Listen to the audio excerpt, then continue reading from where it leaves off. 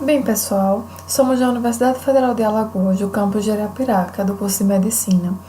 Estamos realizando esse trabalho, solicitado pela disciplina de Anatomia Humana, do módulo de Neuroanatomia. Iremos falar um pouco sobre as vias visuais e gustativas. Dando início aos nossos estudos, começaremos pela visão. A visão é um sentido notável. Ela nos permite apreciar objetos tão minúsculos e próximos como um mosquito pousado na ponta do nosso nariz, ou tão colossal e distante quanto uma galáxia que esteja a centenas de milhares de anos-luz de distância. Essa visão ela vai possuir uma sensibilidade à luz, e essa sensibilidade vai capacitar os animais, entre eles os seres humanos, a detectar presas, predadores e parceiros sexuais. Devido à luz que atinge nossas retinas após ser refletida pelos objetos ao nosso redor, nós, de certo modo, identificamos o mundo complexo que nos cerca. Embora esse processo pareça ser bem cotidiano, bem corriqueiro e que não pareça exigir tanto esforço, ele na verdade é extremamente complexo. O sistema visual dos mamíferos ele vai começar pelo olho, e no fundo desse órgão vai se encontrar a retina. Essa retina vai conter fotorreceptores especializados na conversão de energia luminosa em atividade neural. A cavidade do olho vai atuar como uma câmera fotográfica, projetando imagens nítidas do mundo sobre a retina. Falando um pouco sobre o olho, este é uma estrutura que vai possuir 3 camadas e 3 câmaras. A camada neuronal mais interna é a retina. Essa retina ela vai conter as células fotorreceptoras sensíveis à luz. Na camada intermediária, nós vamos ter 3 estruturas. A túnica vascular do bulbo, que vai conter o coroide, o corpo ciliar e a íris. E a camada mais externa é a esclera. Essa esclera é uma camada de tecido conectivo rígido, e ela vai ser especializada na parte da frente do olho, formando a córnea. Como podemos identificar, essa íris ela vai envolver a pupila. E o que seria essa pupila? A pupila seria a abertura que vai permitir que a luz entre no olho e alcance a nossa retina. Como dá para perceber, a nossa córnea ela vai ser vai ter continuidade com a esclera. E seria o que chamamos de branco dos olhos, que constitui a resistente parede do globo ocular. Esse globo ocular, ele se situa no compartimento ósseo do crânio, que também pode ser chamado de órbita ocular. Aqui temos o nervo óptico. Esse nervo óptico, ele vai estar reunindo os axônios da retina, emerge do olho em sua parte posterior, atravessa a órbita e alcança a base do encéfalo, próximo à glândula hipófise. Falando um pouco agora sobre o percurso da luz até atingir a retina, iremos elencar qual seria esse trajeto. A luz ela vai ter a entrada através da córnea, passar pela câmara anterior, pela pupila, que é onde vai passar pela abertura da íris, vai atravessar a câmara posterior, lente, corpo vítreo e retina, até chegar à retina, né, que observamos aqui. Essa luz que vai adentrar, ela é refratada, ou seja, ela é desviada quando interage com a nossa córnea. Por causa dessa refração da luz pela córnea e pela lente, a projeção dos campos visuais sobre a retina é reversa e invertida. Por exemplo, os campos visuais superiores, eles vão estar projetados na parte inferior da retina, assim como a projeção será feita de modo inverso, quando a gente tem aqui na parte inferior, vai para a parte superior também. Assim como o aspecto lateral passará a ter um aspecto medial e o medial lateral. Curiosamente, a córnea ela vai ter um poder de refração ainda maior do que a lente. No entanto, a lente ela vai ter vantagens, já que a sua fórmula ela pode ser alterada por meio da contração ou do relaxamento dos músculos ciliares no corpo ciliar. A capacidade da lente de mudar essa forma a fim de focar bruscamente em um objeto próximo na retina é chamada de acomodação. A retina, ela é uma estrutura de múltiplas camadas na parte posterior do olho e, como já foi dito anteriormente, contém as células fotorreceptoras. Ela será o primeiro local de processamento da informação visual. Nós temos na retina especializações, uma vez que ela não é homogênea em termos de estrutura. E essas especializações elas podem ser identificadas através do corte transversal. As fibras nervosas ou axônios das células ganglionares convergem para formar o nervo óptico e deixam o olho no disco óptico ou papila. Esse é o chamado ponto cego do campo visual, pois não existem fotorreceptores nessa área. A mácula lútea, localizada nesse ponto que a imagem está apontando, geralmente é chamada de mácula, é uma área circular perto da borda lateral do disco do nervo óptico, em que muitas das células contêm pigmento amarelo, a chamada mácula lútea, que em latim significa mancha amarela, mancha amarelada. No centro dessa mácula está uma depressão. Essa depressão é chamada de fóvea central. Essa área ela é rica em cones e, portanto, é a região de maior acuidade visual, na qual se projeta a maior parte das luzes do centro visual. Podemos também observar a retina de um aspecto microscópico, podendo pensar ela como uma organização em torno de uma cadeia vertical de células neuronais que vão consistir em fotorreceptoras, que seriam os cones e bastonetes, e dois tipos de neurônios, as células bipolares e as ganglionares. Além disso, a gente terá um sistema horizontal de interneurônios, que seriam as células horizontal e as células amácrinas. Que esse sistema horizontal de interneurônios ele vai integrar informações nas sinapses entre os fotorreceptores e as células bipolares, e entre as células bipolares e ganglionares.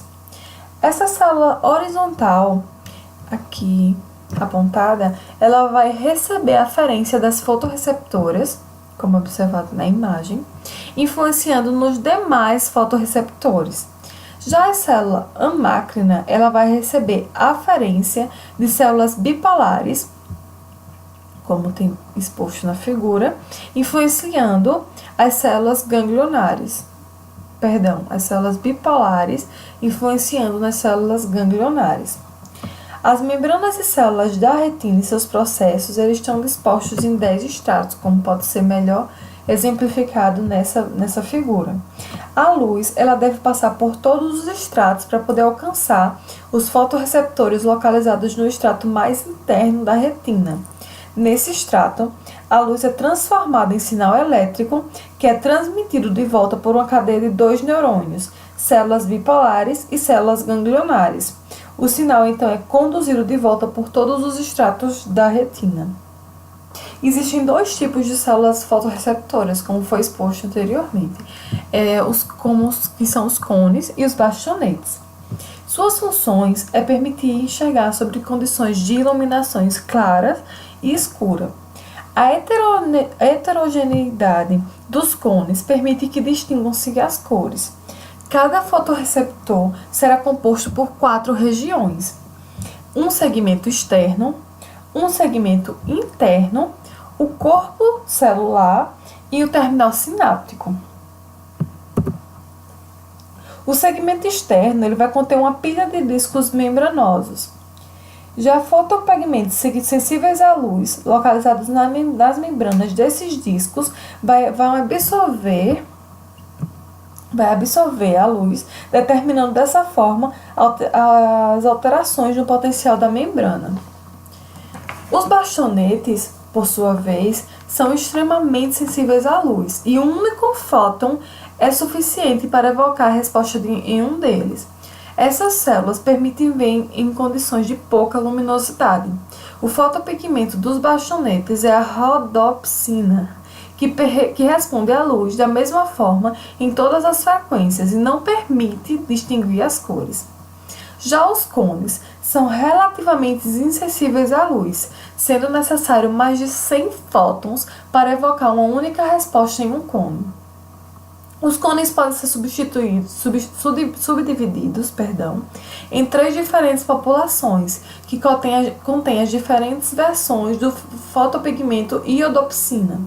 As várias iodopsinas permitem a detecção de fótons em diferentes frequências e, assim, a visualização de cores.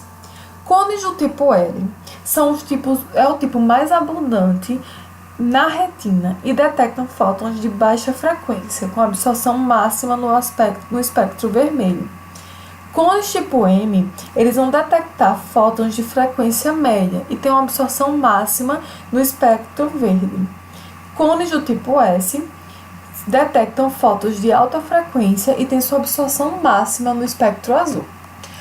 É interessante, nesse ponto do assunto, identificar as principais diferenças entre cones e bastonetes. A gente vai ter que colocar em mente que um vai ser extremamente sensível à luz, enquanto o outro não.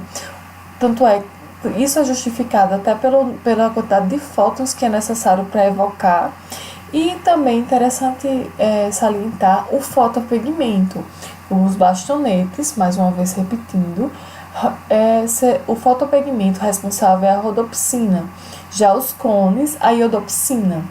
Os cones, eles vão ser os responsáveis pela diferenciação das cores. Cones, a diferenciação das cores. Esses cones vão possuir 3 tipos, L, M, S. L, absorção no vermelho, M no verde e S no azul.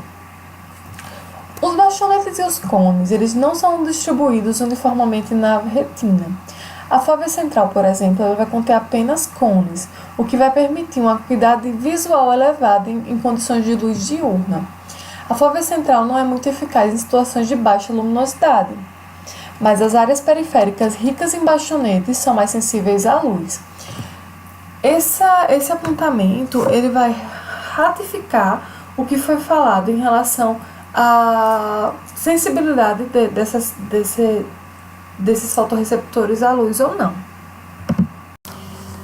Explicando um pouco sobre a fototransdução, é interessante salientar que os princípios dessa cascata são semelhantes tanto em bastonetes como em cones. Em ambas as células receptoras, a cascata ela vai começar com a luz, ou seja, com esse fóton, que está aqui ilustrado, que vai ser absorvido pelo fotopigmento ligado à vitamina A, opsina, ou seja, a iodopsina no caso dos cones e a rodopsina em caso dos bastonetes. Daí o que acontece? O 11-cis retinal, que é um derivado da vitamina A, sofre uma alteração conformacional que vai induzir uma alteração conformacional na molécula dessa opsina, transformando ela para o seu estado ativado. Cada opsina dessa ativada vai ativar várias moléculas de proteína G transducina, ou seja, cada opsina ativada terá várias ativações dessa G transducina. E daí, essa molécula de transducina ativada vai ativar uma fosfodiesterase, a qual, por sua vez, vai hidrolisar o monofosfato de guanosina cíclico, que é o GMP cíclico, em GMP. A gente tem aqui a fosfodiesterase no estado ativado. O GMP cíclico, ele vai abrir os canais de sódio, enquanto o GMP fecha. À medida que a cascata de fototransdução induz a hidrolisação do GMP cíclico em GMP, mais canais de sódio vão se fechando e as células vão se hiperpolarizando. Essa cascata enzimática vai possibilitar uma amplificação do sinal. Esse sistema de transdução sensorial é único, uma vez que o estímulo causa uma hiperpolarização de células e diminui a liberação de neurotransmissores glutamato. No escuro, ou durante a ausência de estímulos, as células são despolarizadas e liberam neurotransmissores constantemente, o que é conhecido como corrente de escuro, que vai ser suprimida pela luz. Dando início à via óptica, que seria justamente esse processamento visual da retina ao córtex, temos que da célula fotorreceptora, a via óptica vai consistir em 3 neurônios, 2 na retina, que são as células bipolares e células ganglionares, e o terceiro no corpo geniculado lateral, do tálamo, passando por radiculações ao córtex visual primário estriado. As células bipolares, elas vão ter contato sináptico com os cones e bastonetes no extrato plexiforme da retina. Lembra aquele extrato que era mais basal? E daí a gente tem justamente essas células bipolares tendo um contato maior com as células fotorreceptoras. Essas células fotorreceptoras que vai estar em contato direto com essas células bipolares, elas vão liberar constantemente glutamato no escuro. E a luz resulta em hiperpolarização dos bastonetes e cones, o que vai diminuir a liberação de glutamato. Essa liberação constante que foi falada vai se denominar sinapse em fita. Essa modalidade de sinapse se adequa aos milhares tipos de estímulo a partir das variações da liberação de neurotransmissores.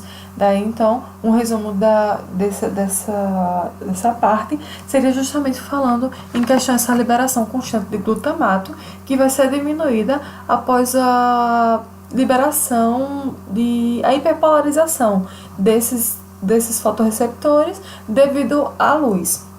Daí, o glutamato na sinapse ela vai poder gerar uma posição de on, que seria a despolarização, ou off, que é a hiperpolarização das células bipolares. O que acontece? Esse off, ele estaria relacionado com os receptores de glutamato ionotrópicos.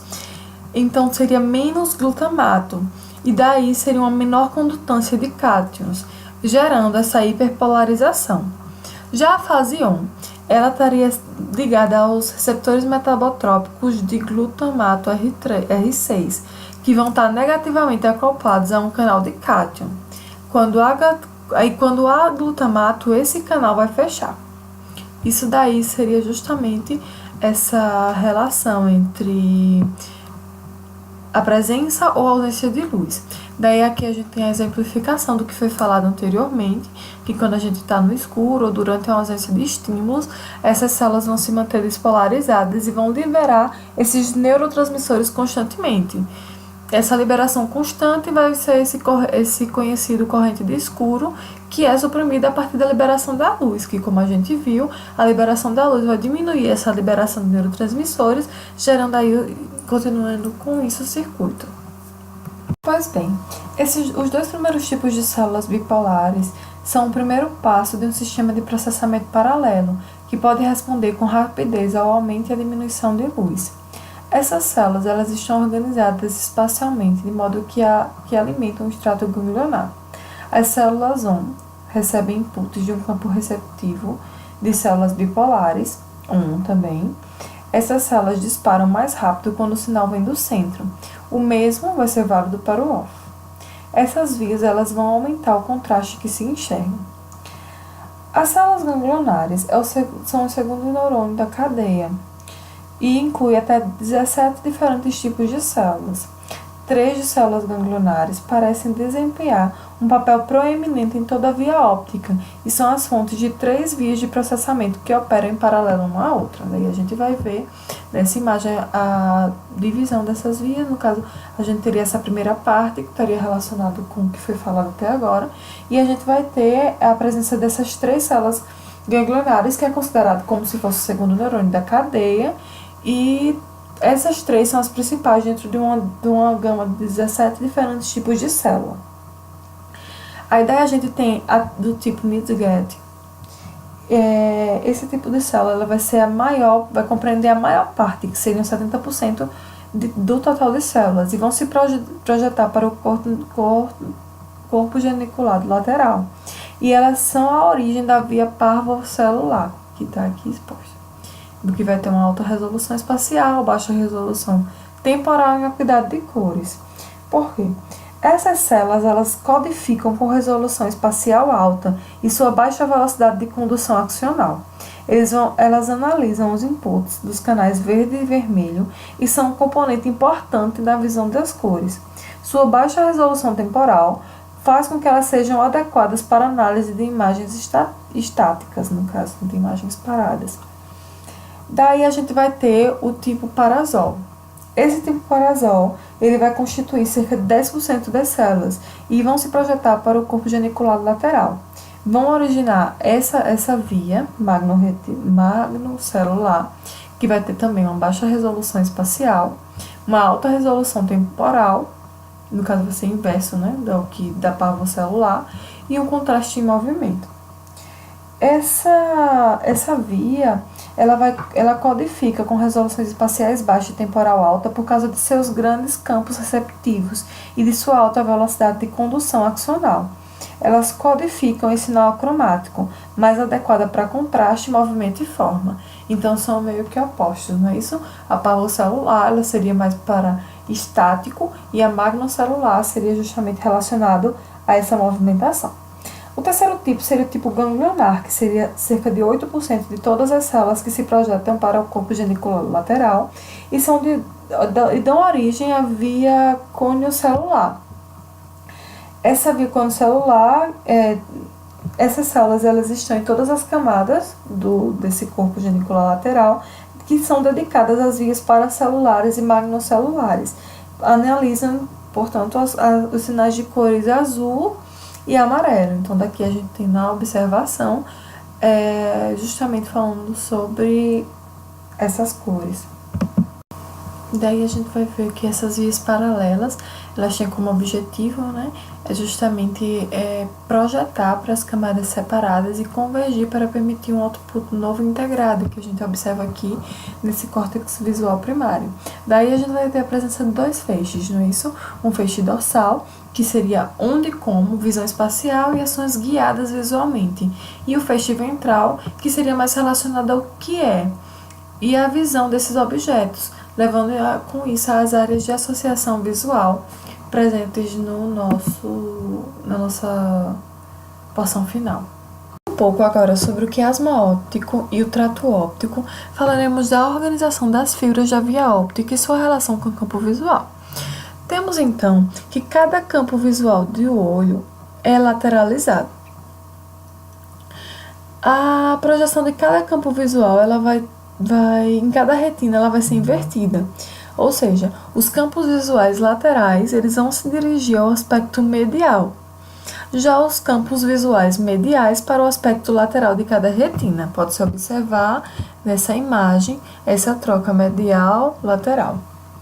As porções mediais da retina, elas vão sofrer inputs dos campos visuais ipsilaterais. E as porções laterais vão receber inputs dos campos visuais contralaterais. Daí a gente tem que o nervo óptico, ele vai transmitir toda a informação do olho, que seria a informação ipsilateral, certo? E daí a gente tem que as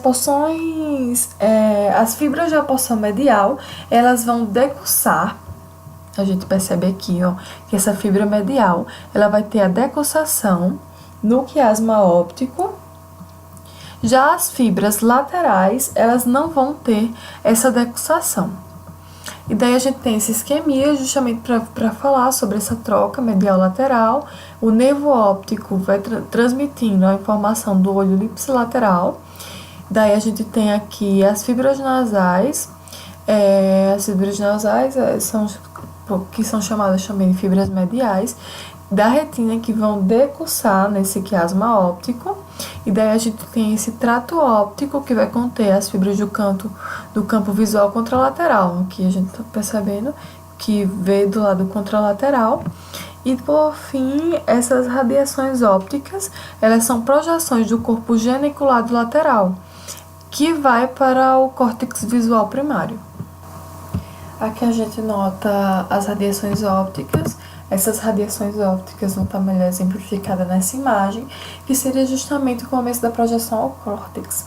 Daí a gente tem essa projeção ao córtex, que vai ser organizada de modo retinotípico e nos vários canais. A sua separação vai ocorrer aqui ainda no quiasma óptico e vai fazer com que existam fibras do campo visual superior e inferior, que vão se tornar diferentes vias. O campo visual inferior, seria essa metade inferior do campo, ele vai se projetar para a parte superior da retina e da parte dele vai para o corno genicular lateral, daí se projetando para a parte superior das radiações, que vai passar pelo lobo parietal e vai passar também pela metade superior desse sulco calcaríneo. Vai estar aqui representado por essa parte mais verde, né? O campo visual inferior. O campo visual superior, ele vai se projetar para as porções inferiores da retina. Daí vai passar para o corpo genicular lateral e se projetar para a metade inferior do sulco calcaríneo, que é a que a gente percebe aqui. Essa parte inferior do sulco calcaríneo. No caminho, ele vai circundar o corno inferior do ventrículo lateral e formar essa alça temporal que dá para ser observada nessa parte da imagem, que tem o epônimo de alça de Meyer. Daí, teremos também o campo visual médio, que esse vai se projetar para a fóvea central. Ele vai tomar uma via direta do corpo genicular lateral até o sulco calcaríneo, por meio do lobo parietal, e ele vai ter uma maior representação no córtex visual primário, aqui representado as cores do campo visual superior, do campo visual inferior e do campo visual medial, que vai ter essa maior representação no córtex visual primário. Então a gente começou vendo o que seria visão, começou falando um pouco sobre as partes do olho, a via óptica, como ela ocorre, até a chegada dessa parte até a chegada ao nosso córtex em si, né? Mas aí o que seria justamente do que se daria esse processo cortical da visão? Nós temos uma necessidade de reunir esses sinais sensoriais que são extraídos da luz em uma percepção mais coerente e unificada do universo visual. Ou seja, a gente tem que entender o que a gente está vendo. Daí, como a gente já viu, os primeiros passos eles vão ocorrer na retina. Só que aí nesse córtex visual primário, que foi a última parte que a gente parou, no caso, em relação às projeções, não é isso? Do campo, que vai para as radiações e chegando nessa parte cortical, a gente tem que a informação ela vai ser montada e vai ser enviada para ter uma análise posterior e vai ter um processamento da ordem na parte superior, que seriam nas áreas de associação do córtex. Mas bem, o que seria esse córtex visual primário, também chamado de córtex estriado? Esse córtex visual primário ele vai estar localizado na superfície superior e inferior do sulco calcaríneo no nódulo occipital, que dá para ver justamente nessa figura que a gente falou, explicou um pouco mais sobre as projeções. E normalmente esse local é onde terminam mais de 90% dos axônios do corpo genicular lateral. As vias paralelas que transportam informações de contraste, movimento, acuidade e cor vão se projetar em camadas distintas do córtex visuais, em grupos separados de neurônios. A partir daí, esses sinais eles são integrados e convergem para os neurônios de outputs no córtex visual primário. Além disso, os inputs de cada olho, transportando informações sobre a mesma área do campo visual, convergem para neurônios individuais no córtex estriado. Acredita-se que essa seja a base para a estereopsia, que seria a percepção de profundidade quando se olha para objetos próximos. Essa organização que permite outputs do córtex visual primário para as áreas de associação visual contém todas as informações visuais relativas à acuidade visual, contraste, movimento e cor de todo o campo visual nos dois olhos, né? Do córtex visual primário, a informação visual remontada é separada em novos feixes e retransmitida para áreas de associação visual especializadas. Há dois grandes feixes distintos. A gente vai ter uma via ventral, que está envolvida na percepção de cores e formas, e uma via dorsal, que está envolvido no movimento e análise espacial. Os dois feixes, eles, embora sejam distintos, eles são muito integrados. A gente tem que a via ventral, anatomicamente, vai se projetar no lobo temporal. E ele vai estar muito relacionado com o reconhecimento dos objetos e análise de suas relações espaciais, como foi dito, processamento das cores, padrões e formas. Uma lesão nesse local leva a problemas de orientação visual, discriminação de formas e reconhecimento de objetos, bem como déficits de atenção a estímulos visuais. Já a via dorsal, ela vai se projetar para o lobo parietal, e ela vai estar muito relacionada à análise do espaço visual, facilitando o deslocamento.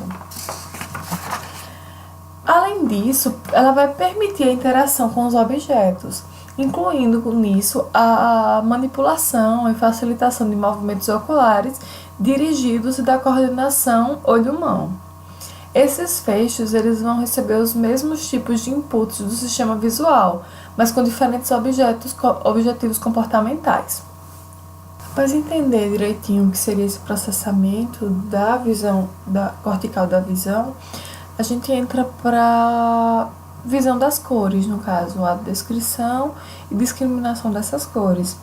A gente sabe que a população de cores, fotorreceptores, que detectam fótons de diferentes frequências, forma a base para a visão de cores.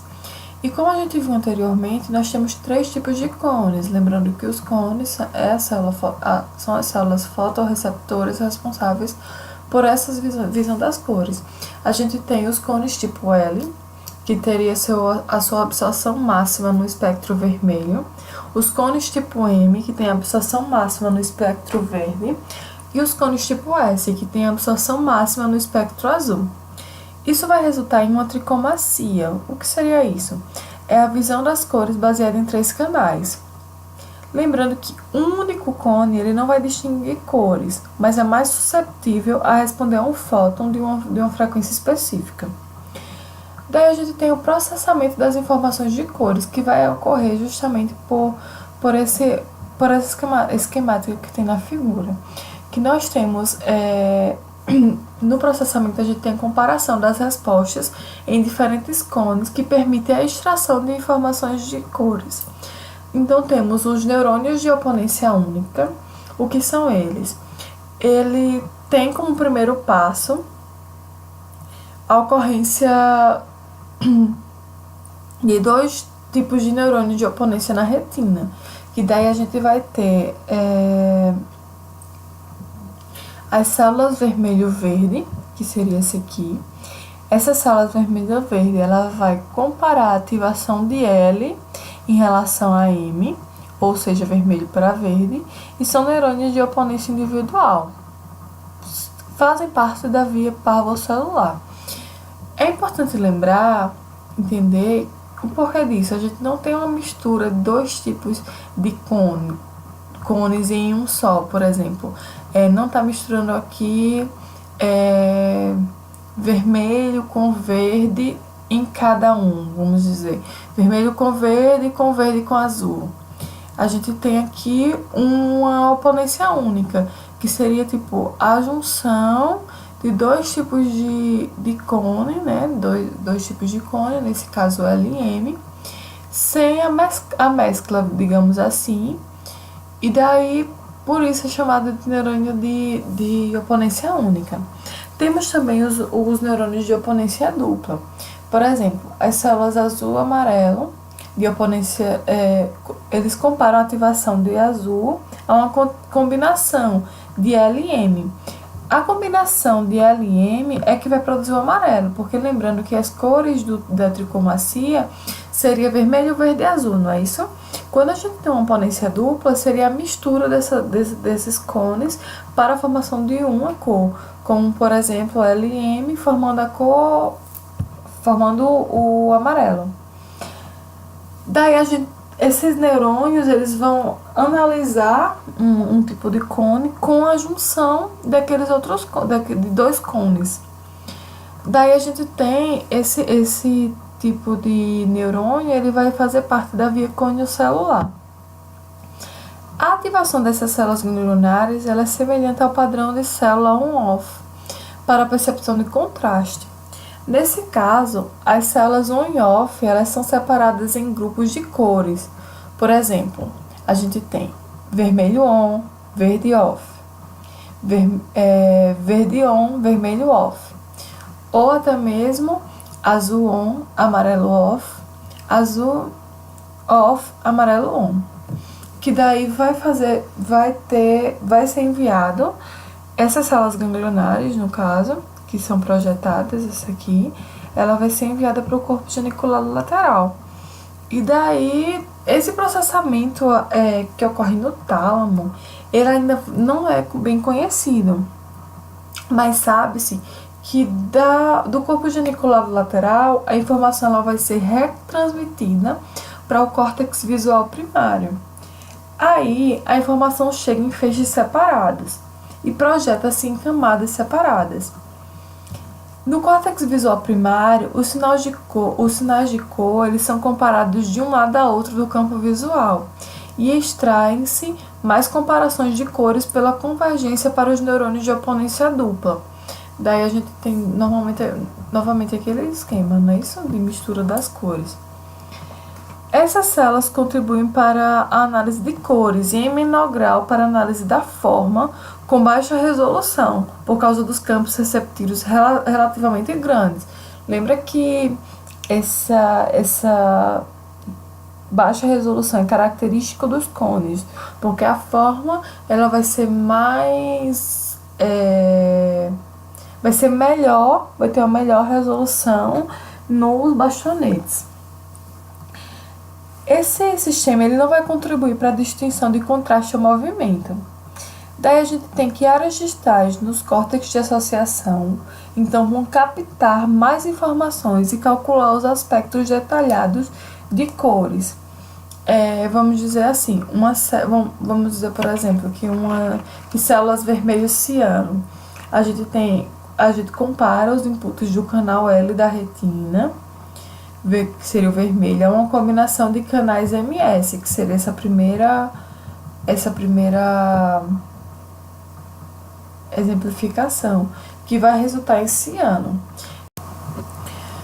Bem, é importante destacar nisso que a gente vai ter essa interpretação cortical acerca da visualização, né, das cores.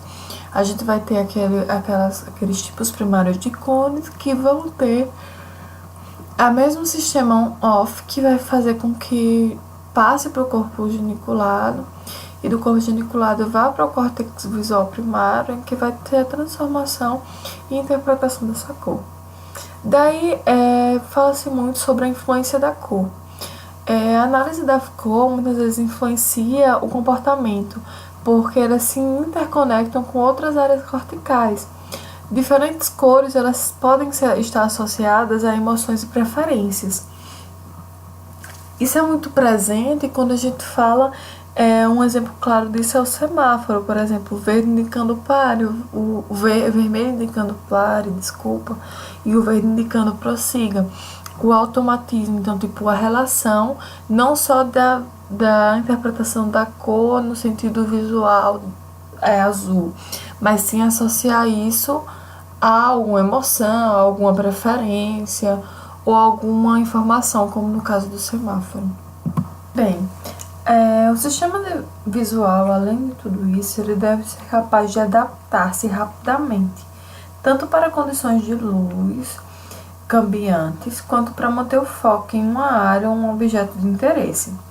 Ao fim de alcançar tudo de forma eficiente e rápida, existem algumas vias reflexas, como, por exemplo, o reflexo pupilar à luz, que vai ajustar a abertura da pupila para controlar a quantidade de luz que passa para a retina, o reflexo de dilatação da pupila, que é um reflexo emocional, no qual a estimulação simpática faz as pupilas se dilatarem, o reflexo de acomodação, que ajusta o arredondamento da lente e inicia a convergência dos olhos, de modo que se possa focar em um objeto próximo.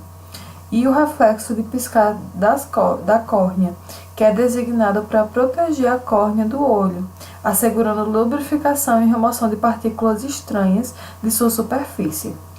Iniciando os nossos estudos, falaremos um pouco primeiro sobre o reflexo pupilar à luz. Ele vai limitar essa quantidade de luz que vai poder que incide sobre a retina. As pupilas elas se contraem em condições de grande luminosidade para proteger a retina da exposição a excesso de luz e para focalizar a luz que incide sobre a retina a fim de alcançar uma projeção precisa. Daí, entendemos isso por meio das vias, que temos as vias aferentes e as vias eferentes, né?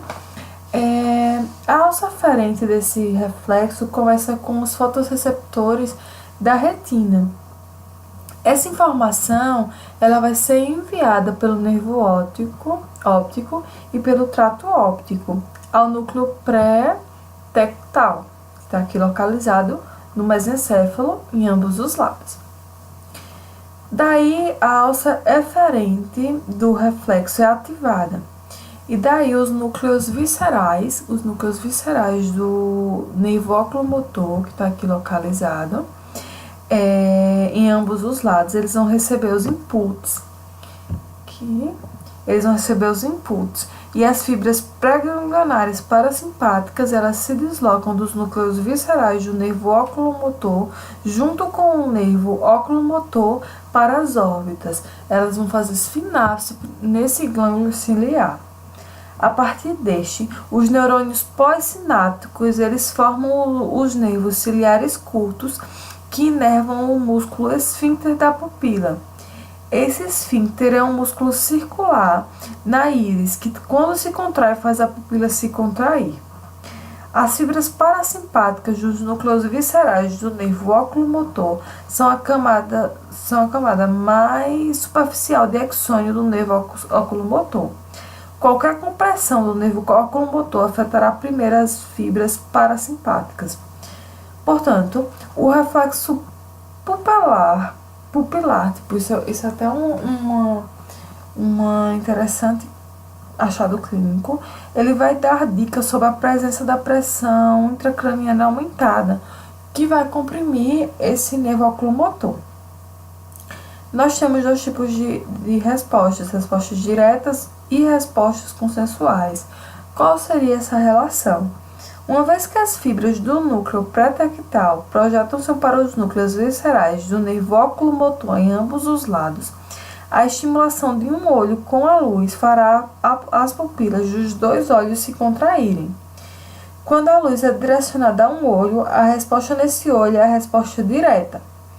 A resposta torna-se bilateral pela conexão no tronco encefálico, que resulta na constrição simultânea da outra pupila, ou a resposta consensual. Daí isso até é base para um dos tipos de testes que é feito na semiologia neurológica, que a gente viu, falando que você incide a luz em um dos olhos e vê se vai ter essa resposta consensual. O reflexo da dilatação da pupila. Aqui a gente vai ver o caminhozinho que ocorre desde o músculo, desde a estimulação através do músculo dilatador da pupila até a chegada na medula a nível de T1. O que acontece?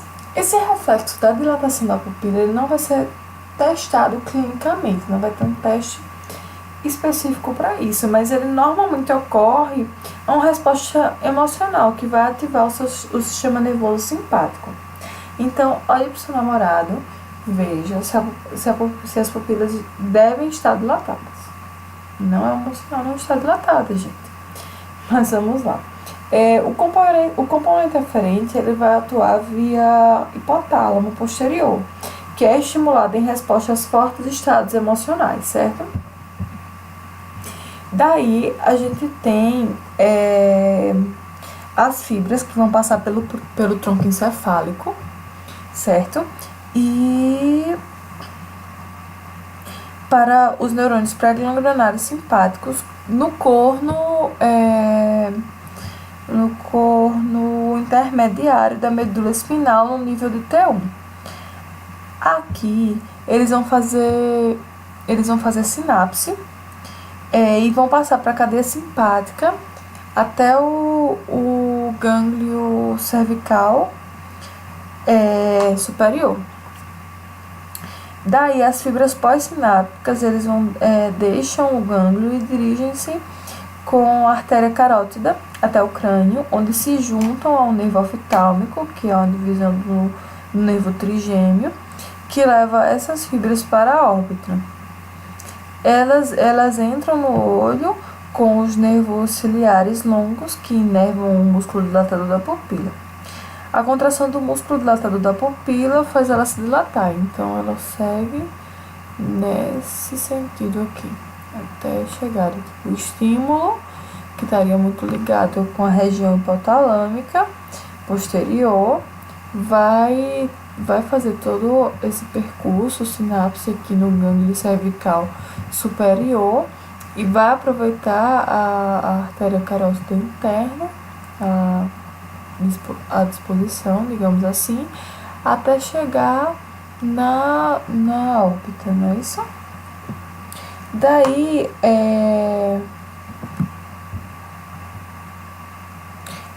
além disso, a gente tem a acomodação. 3 coisas elas devem ocorrer quando você quer focar numa coisa específica. Os olhos normalmente eles vão se convergir. Os dois olhos eles vão se mover em direção à linha média. No caso, eles aduzem pela ativação de ambos os músculos retomediais do bulbo do olho. A segunda coisa que ocorre é o poder de refração da lente vai ser aumentado. Isso vai ocorrer pelo aumento da curvatura da lente. E a terceira coisa, as pupilas devem se contrair, porque aumenta a profundidade do campo. Esses 3 componentes da resposta de acomodação são chamados de tríade de acomodação para perto. Então, não esquece, tríade de acomodação para perto. Olhos convergindo, poder de refração da lente, pupilas contraídas. Eles vão ter as vias aferentes e aferentes. O complemento aferente desse reflexo é toda a via óptica que a gente já viu. Quando o objeto é visto, a informação ela percorre toda a via até o córtex visual primário. Daí, a informação é retransmitida para o córtex de associação, que identifica o input visual como um objeto ou uma área de interesse. O colículo superior e a área pré-tectal do mesencéfalo são ativados e se projetam para o complexo nuclear oculomotor, incluindo os componentes somático e parasimpático. Núcleos que são os núcleos viscerais, o nervo oculomotor, que inclusive a gente viu nas vias passadas. Esses componentes, por sua vez, compreendem o componente eferente do reflexo de acomodação. A construção das pupilas e o arredondamento da lente são alcançadas pela inervação parasimpática dos músculos esfíncter da pupila e o músculo ciliar. A contração desse último, que seria o músculo ciliar, ele faz com que as fibras onulares ligadas à lente relaxem e a lente se tornar mais espessa e arredondada. Daí a gente vai possuir um centro de convergência, não é isso? O componente somático do complexo nuclear oculomotor ele vai ser ativado pelo centro de convergência, que seria a região supraocular motora. E essa região ela envia projeções bilaterais para os neurônios motores somáticos, para inervar os músculos retomediais do bulbo do olho e, com isso, os olhos vão convergir. Outro estímulo que a gente falou seria o reflexo de piscar da córnea. O reflexo de piscar da córnea ele é um reflexo de proteção para assegurar a lubrificação da córnea e vai ajudar também a remover partículas estranhas da superfície do olho. Se uma córnea for tocada por um objeto estranho, ambos os olhos vão piscar. A via aferente desse reflexo ele se dá pela divisão oftálmica do nervo trigêmeo, que fornece inervação sensorial da córnea. A informação sensorial aferente faz sinapse principalmente no núcleo do trato trigêmeo-espinal e uma pequena porção no núcleo sensorial principal do nervo trigêmeo. Se algo toca a córnea, há um componente nociceptivo predominante. Os interneurônios trigeminais espinais se projetam bilateralmente, via retransmissão na formação reticular, para os neurônios motores do núcleo motor do nervo facial. Os axônios do núcleo motor do nervo facial, eles inervam os músculos orbiculares do olho, e ambos os olhos se fecham ou piscam. Daqui a gente tem a representação, né? Desde o toque até a ida do núcleo sensorial, daí a gente tem a passagem do corpo celular da fibra aferente no gânglio, do nervo trigêmeo. Daí tem essa passagem sensorial para o núcleo motor do nervo facial, que vai trazer aqui o reflexo para o músculo orbicular, tanto para o músculo orbicular como para o músculo ciliar, salvo engano, favorecendo esse fechamento, no caso, o reflexo de piscar da córnea. Bem, finalizando a via visual, iniciaremos o estudo da via gustativa. O gosto ele é apreciado como uma sensação química que depende de receptores gustativos encontrados nas papilas gustativas. Essas papilas gustativas elas estão localizadas na língua, no palato mole, bem como em algumas partes da faringe e da laringe. É importante destacar, como a gente percebe aqui na segunda imagem, que as papilas gustativas elas vão estar dispostas, vão estar na mesma disposição das outros tipos de papila. Não na disposição para porque cada papila dessa pode ter associado várias papilas gustativas. Nós somos capazes de detectar 5 qualidades diferentes de sabor: azedo, salgado, doce, amargo e umami, que normalmente ele é associado ao gosto do glutamato. É importante perceber que aquilo que aprecia como gosto é uma combinação de olfato, paladar e inputs somatosensoriais que informam o sabor. As papilas gustativas em si, como a gente vê aqui, elas vão estar localizadas nas papilas fungiformes e foliadas.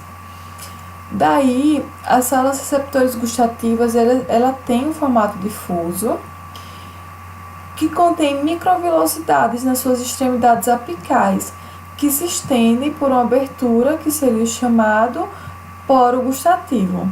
Esse poro gustativo é onde são expostos os estímulos químicos que ingerimos. As fibras nervosas eferentes fazem sinapse com a base das células gustativas.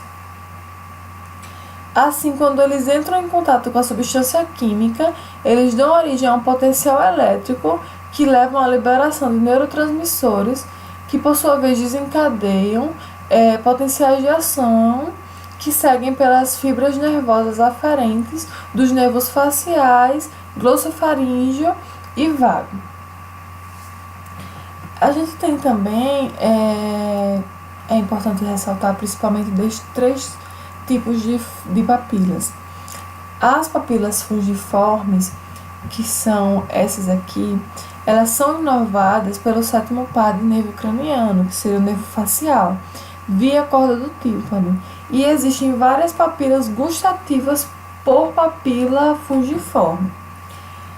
As papilas folhadas, elas aqui, folhadas ou foliadas, elas são particularmente sensíveis a sabores azedos e são inervadas também pelo 7º par, que é o nervo facial, e pelo 9º par craniano, que é o glossofaríngeo.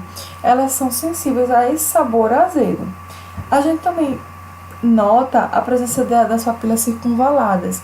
Elas são rodeadas por um sulco, onde se encontram as papilas gustativas, que são inervadas por esse nervo glossofaríngeo.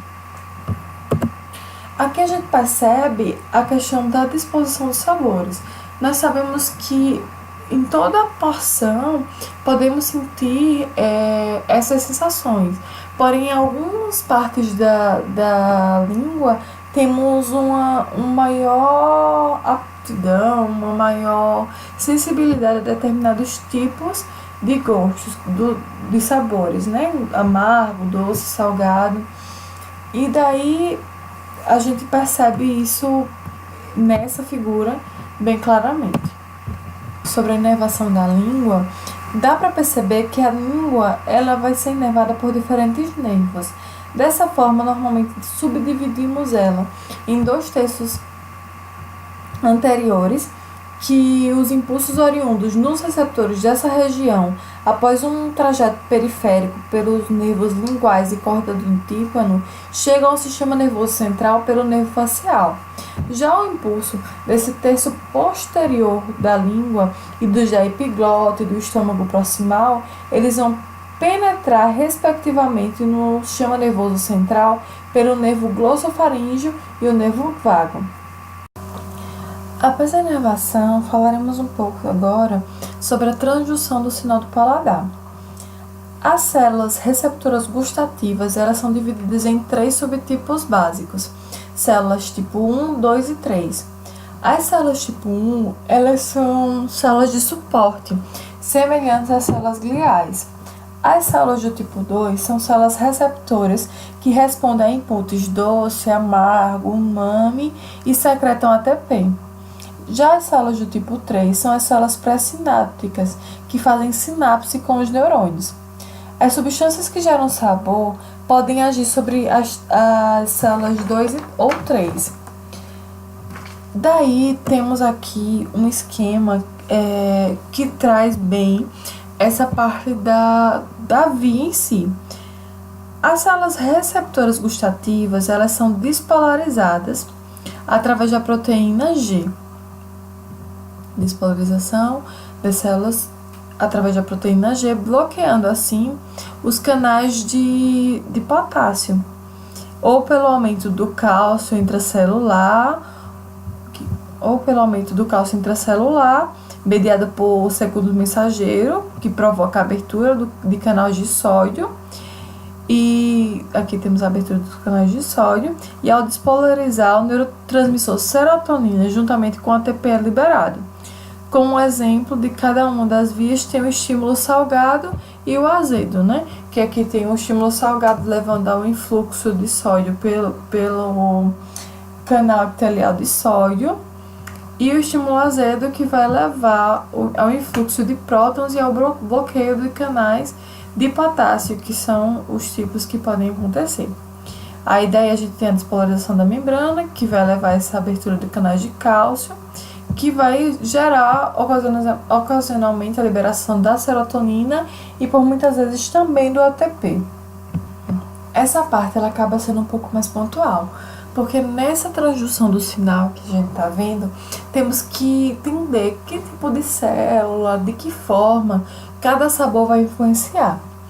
Daí a gente tem que o sabor azedo, compostos amargos, eles vão conter ácidos. E esses ácidos eles vão ter a capacidade de se espalhar pelas células receptoras gustativas do tipo 3, sendo as células pré-sinápticas, e reduzir o pH intracelular, resultando em sinalização. O sabor salgado, se acredita, supõe, que o íon sódio atua diretamente sobre os canais de íons nas células receptoras do tipo 3 e provoca um aumento do sódio intracelular, resultando em despolarização e transdução do sinal. Já o sabor doce, as moléculas de aminoácidos, peptídeos, álcools e alguns sais atuam em receptores acoplados à proteína G em algumas células do tipo 2. O sabor amargo, eles agem normalmente sobre os receptores TR2 acoplados à proteína G em células do tipo 2. O sabor umami, que seria aquele sabor semelhante ao glutamato, ele contém um domínio extracelular específico para detecção de aminoácidos e é encontrado em células do tipo 2. Nesse slide, veremos a via neural em si para o paladar. Temos o neurônio 1, que ele se localiza nos gânglios geniculares do 7º, 9º e 10º par craniano. Os prolongamentos periféricos desses neurônios, eles vão se ligar aos receptores e os prolongamentos centrais vão penetrar no tronco encefálico via trato solitário para fazer sinapse com o neurônio 2 no núcleo gustativo, na parte rostral do núcleo solitário. Deste, as fibras vão ascender, se projetando ipsilateralmente e contralateral para o ventrículo ventral posterior do tálamo, onde faz sinapse com o neurônio 3. Os axônios do tálamo se projetam pelo ramo posterior da cápsula interna para a área cortical do paladar, que vai estar situada mais inferior do córtex sensorial no giro pós-central e estendendo-se para a ínsula. Bem, gente, essas foram as referências utilizadas para a construção da aula. Espero que vocês tenham gostado. Qualquer dúvida ou qualquer sugestão, estamos abertas e agradecemos a paciência e pedimos desculpa e compreensão se as expectativas não foram alcançadas, mas saibam que o vídeo foi feito com bastante empenho e espero que seja importante para o processo de aprendizagem de cada um de vocês. Beijos, tchau!